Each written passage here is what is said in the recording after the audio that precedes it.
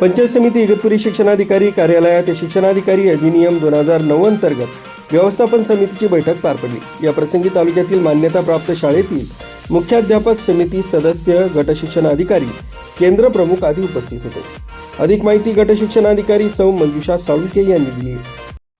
आज इगतपुरी तालुक्यामध्ये 25% प्रवेश अंतर्गत आमच्या तालुक्यातील RT 25% प्रवेशाची जी कमिटी आहे, कमिटी आम्ही फॉर्म केलेली आहे, त्या कमिटीतील सर्व सदस्यांची आज सकाळी 10 वाजता बैठकीचे आयोजन करण्यात आलेले होते। त्या अनुषंगाने बैठक घेण्यात आली।